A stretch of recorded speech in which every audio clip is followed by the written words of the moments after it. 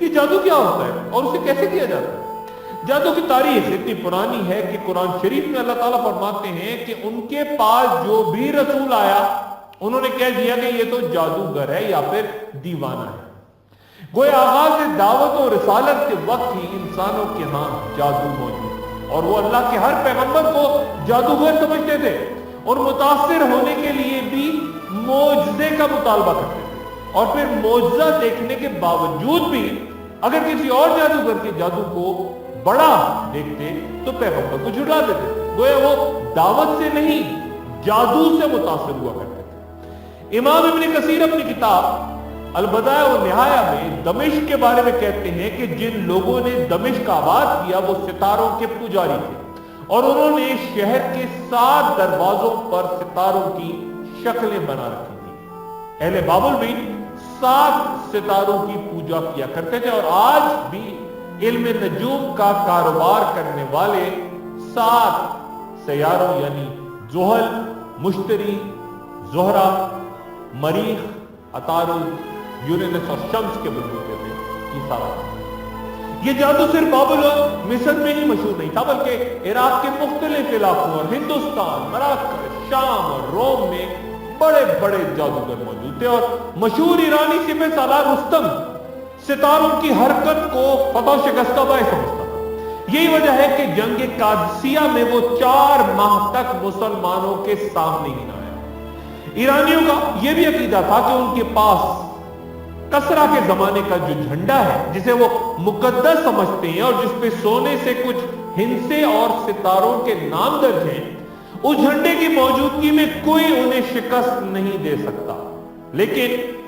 جزیرہ عرب سے اللہ کا نام لے کر اٹھنے والے صحابہ کرام نے نہ صرف رستم اور اس کی فوج کو شکست دی، بلکہ وہ پرچم جسے مقدس سمجھا جاتا تھا اسے بھی اپنے قدموں تلے رون ڈالا۔ ہاروت و ماروت کا تذکرہ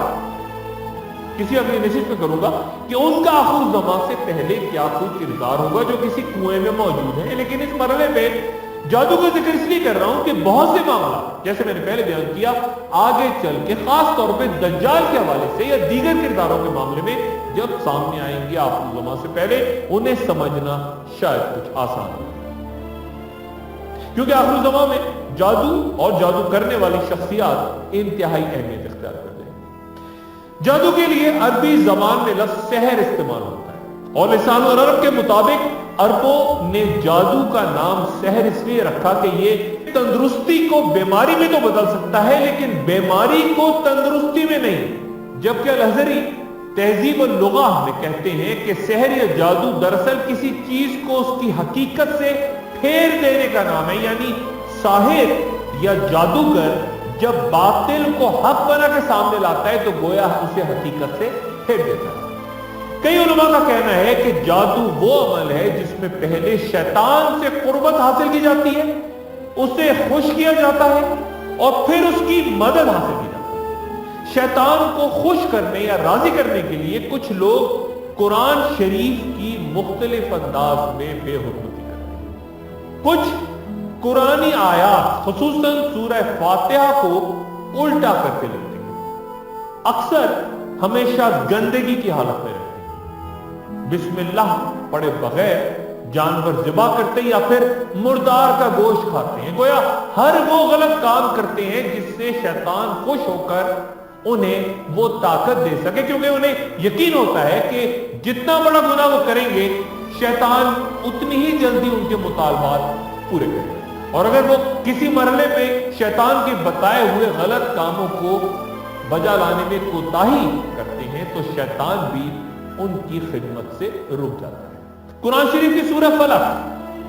آپ کہہ دیجئے کہ صبح کے رب کی پناہ میں آتا ہوں اور اندھیری رات کے شر سے جب اس کا اندھیرا پھیل جائے اور گرہ لگا کر اس پہ پھونکنے والیوں کے شر سے اور حسد کرنے والے کی برائی سے بھی جب وہ حسد کرے۔ مفسرین کا اجماع ہے کہ یہاں ان جادو کرنے والی عورتوں کا ذکر ہے جو کہ دھاگوں کی گرہیں بنا کر ان پر دم کرتی اور تھوکتی ہیں۔ پھر اس مقام پر اللہ تعالیٰ فرماتے ہیں کہ اور موسیٰ نے کہا کہ تم سچ بات کو جب وہ تمہارے پاس آئی جادو کہتے ہو، بھلا یہ کوئی جادو ہے اور جادوگر تو کبھی کامیاب نہیں ہوتے، اور پھر ایک اور مقام پہ ارشاد باری تعالیٰ، جب انہوں نے اپنی لاٹھیاں ڈالی تو موسیٰ نے کہا یہ جو تم لے کر آئے ہو وہ تو جادو ہے، بے شک اللہ اس کو باطل کر دے گا، کیونکہ اللہ شریر لوگوں کا کام بننے نہیں دیتا، اور اپنی باتوں سے اللہ حق کو حق کر کے دکھائے گا، اگرچہ نافرمان لوگ برا مانیں گے۔ کیا رسول اللہ صلی اللہ علیہ وآلہ وسلم پر جادو ہوا تھا؟ متعدد علماء سے روایت ہے کہ یہودیوں نے ایک جادوگر لبید بن علسم کے ساتھ یہ معاملہ کر لیا کہ وہ رسول اللہ صلی اللہ علیہ وآلہ وسلم پہ جادو کرے اور اس کے بدلے اسے 3 دینار دیے جائیں گے۔ چنانچہ اس بدبخت نے یہ کام اس طرح کیا کہ ایک چھوٹی سی لڑکی کے ذریعے جو آپ رسول اللہ صلی اللہ علیہ وآلہ وسلم کے گھر میں آتی تھی، آپ صلی اللہ علیہ وآلہ وسلم کے چند بال منوائے اور ان پہ جادو کر کے ایک جگہ رکھ دی۔ اس واقعے سے متعلق مختلف روایات کو جمع کیا جائے تو معلوم ہوتا ہے کہ وہ جادو آپ رسول اللہ صلی اللہ علیہ وآلہ وسلم کو امہات المومنین کے پاس جانے سے روکنے کے لیے تھا۔ اس جادو کی مدت کے بارے میں علماء کے درمیان اختلاف ہے، بعض میں 40 روز اور بعض میں دیگر مدت بیان کی۔ اور پھر رسول اللہ صلی اللہ علیہ وآلہ وسلم نے اللہ سے دعا کی اور اس کے بعد اللہ تعالیٰ نے فرشتوں کو آپ کے پاس بھیجا جنہوں نے بیان کیا کہ جادو کس نے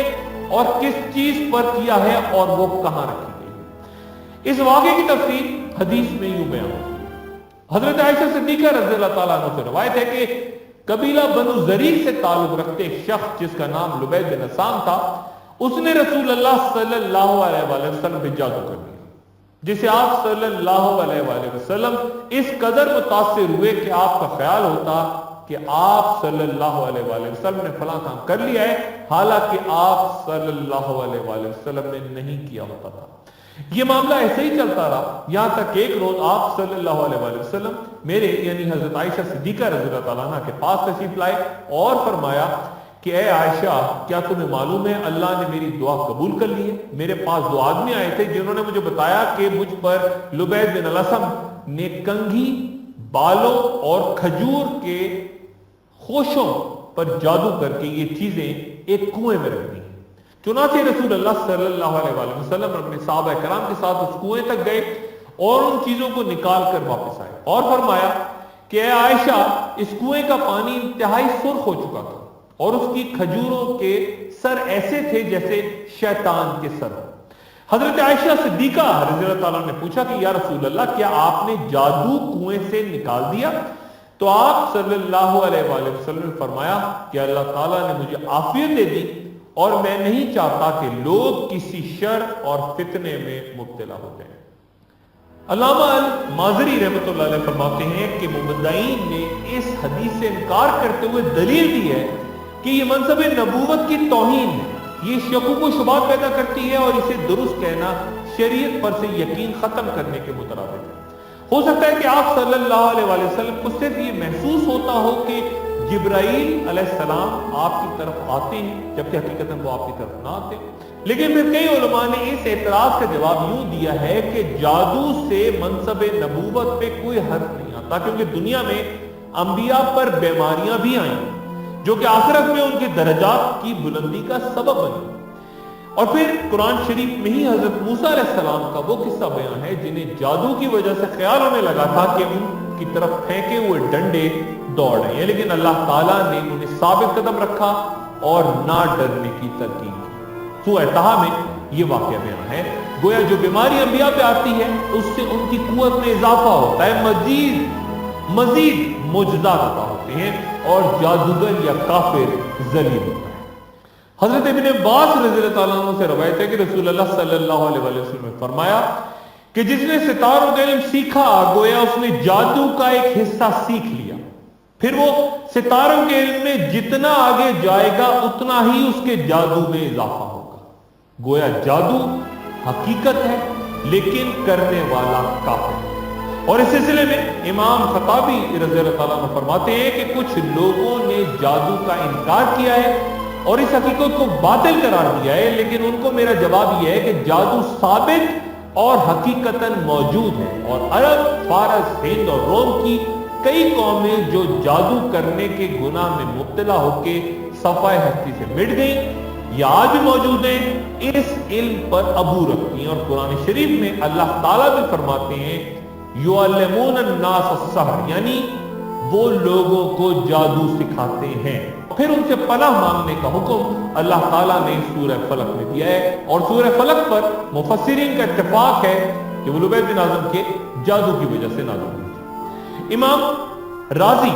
رحمت اللہ علیہ کے مطابق جادو کی 8 اقسام ہیں۔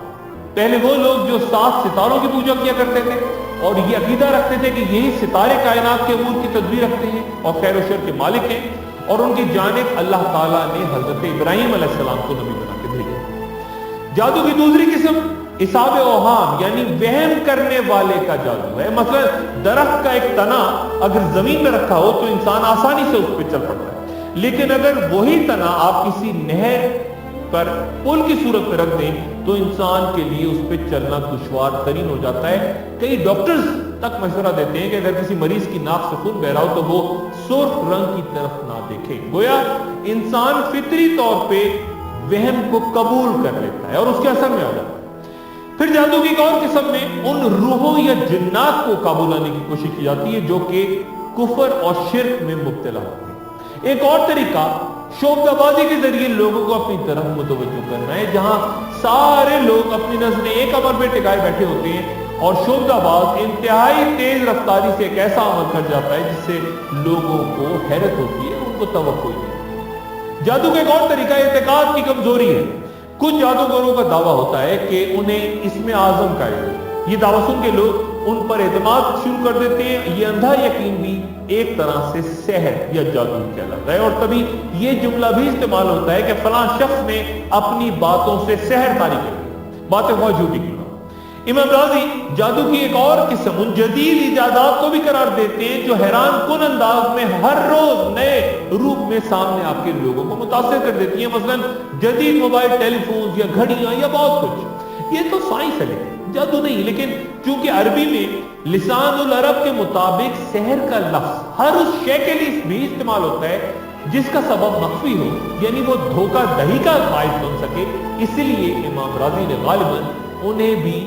جادو کی اقسام میں ڈال دیا۔ لیکن میری گفتگو کا اس بحث سے کوئی تعلق نہیں، بلکہ صرف اس حقیقی جادو کی طرف میں بات کر رہا ہوں جس کا ذکر قرآن و حدیث میں اور جہاں جنات اور شیاطین کا سہارا لیا جاتا ہے۔ پھر یہ وضاحت بھی ضروری کہ کئی علماء ستاروں کے ذریعے جادو کا ذکر کرتے ہیں، جبکہ ہمارا ایمان ہے کہ ستارے اللہ کی مخلوقات میں سے ایک مخلوق ہیں، اسی کے احکامات کے پابند ہے اور ان کی کوئی روحانیت ہے اور نہ ہی کوئی تاثیر۔ اگر کوئی شخص کہے کہ اس کا جادو ستاروں کا نام لینے کے بعد مکمل ہوتا ہے تو جواب یہ ہے کہ یہ چیز جادو جو تھا یہ ستاروں کی تاثیر کی وجہ سے نہیں بلکہ شیطانوں کی تاثیر کی وجہ سے ہوا، کیونکہ خود شیطانوں نے جادوگروں کو یہ تعلیم دی ہوتی ہے کہ وہ ستاروں کو پکاریں۔ چنانچہ جب وہ ایسا کرتے ہیں تو خود شیطان جادو کے سلسلے میں ان سے تعاون کرتا ہے، لیکن جادوگروں کو اس کا علم نہیں ہوتا۔ جیسا کہ کافر جب پتھر کے بنے ہوئے بتوں کو پکارتے تھے تو شیطان بتوں کے اندر سے جواب دیتا اور کافروں کو یقین ہو جاتا کہ یہی بت بات کر رہے ہیں اور ان کے معبود ہیں۔ گویا یہ شیطانوں کا کافروں کو گمراہ کرنے کا ایک طریقہ ہے۔ شریعت میں جادو کرنے والوں کے لیے کیا سزا ہے؟ علماء کی رائے مختلف۔ امام مالک رحمۃ اللہ علیہ کہتے ہیں کہ جادو کرنے والے کو قتل کر دینا چاہیے۔ امام قرطبی رحمۃ اللہ علیہ فرماتے ہیں کہ مسلمان جادوگر اور کافر جادوگر کی سزا کے بارے میں فقہاء میں اختلاف ہے، جہاں امام مالک کہتے ہیں کہ مسلم جادوگر کے عمل میں کفر ہے تو اس کی توبہ تک قبول نہیں ہوگی، اور یہی مذہب امام احمد حنبل، امام شافعی اور امام ابو حنیفہ کا ہے۔ کئی علماء اختلاف کرتے ہوئے کہتے ہیں کہ اگر جادوگر کے کلام یا عمل میں کفر نہیں تو اسے قتل کرنا جائز نہیں، اس کی توبہ قبول ہو سکتی ہے، یا اگر اس کے عمل سے کسی کو نقصان پہنچا ہے تو اس پہ قصاص واجب ہوتا ہے، تو پھر اس سے قصاص یا دیت وصول کی جا سکتی ہے۔ علماء کی ایک جماعت یہ بھی کہتی ہے کہ چونکہ رسول اللہ صلی اللہ علیہ وآلہ وسلم نے خود پہ جادو کرنے والے کو قتل کا حکم نہیں دیا تھا، اس لیے اگر جادوگر اہل کتاب ہو تو قتل واجب نہیں، اور ایک دلیل یہ بھی دیتے ہیں وہ کہ شرک کرنا تو جادو سے بھی بڑا جرم ہے، لیکن وہاں تو اہل کتاب کے لیے ایسی سزا نہیں، چنانچہ صرف قصاص و دیت کے قوانین بھی یہاں پہ بھی